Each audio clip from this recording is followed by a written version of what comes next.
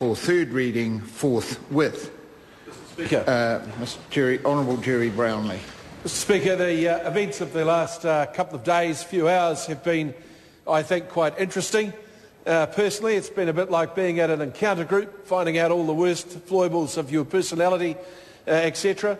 But those matters that are pretty unimportant when you consider the lives that have been so disrupted in Christchurch now for such a very long time. The passing of this bill doesn't change that immediately, but what it does is provides a framework for a transition from a state of emergency to a state of urgency, leading towards what we hope will be a very full recovery in a speedier period of time.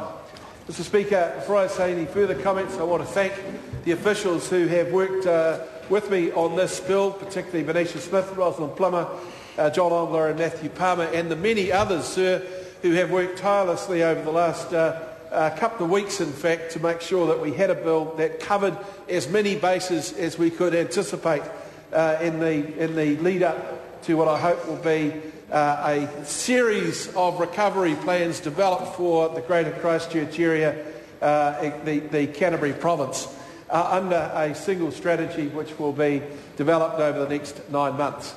But Mr. Speaker, while there was a big team working on things here, there was an even bigger team working down in Christchurch.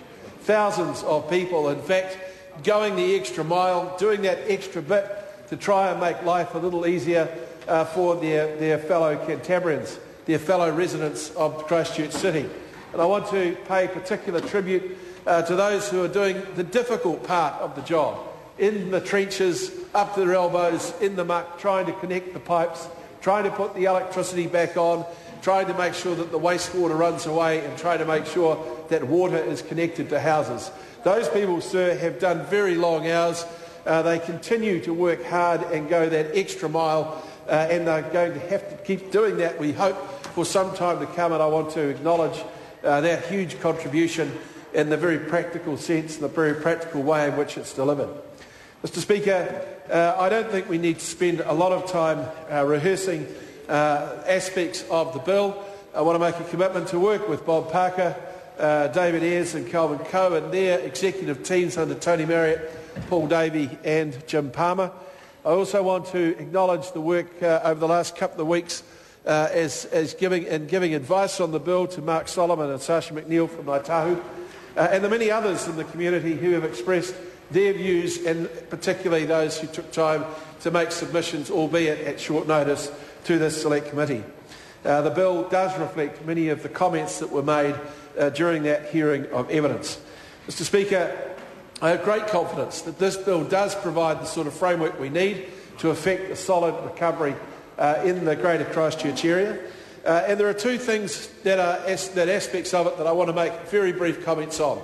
The first is the cross-party forum.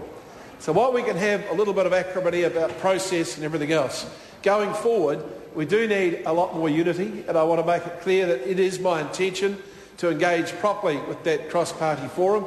And I want to acknowledge that there was a discussion after the hearing of evidence last night where a number of things were shared in confidence, and those confidences have been kept, and I think it shows the underlying effort that people are making to understand and be part of a bigger solution for people in Canterbury. Mr. Speaker, I also want to give a commitment that the Community Forum will be a body that is representative of the many organisations and persons out there who have become leaders in our community but don't have a particular elected role. And it goes without saying that in working in collaboration with the Christchurch City Council in particular, that there will need to be engagement with community boards as well as at council level. Mr. Speaker, I want to express my great empathy for the difficulties that are facing everyone in Christchurch at the present time, but also my great confidence that we will emerge from this event as a very, very strong city. We will have a CBD led by the development which will be led by the City Council.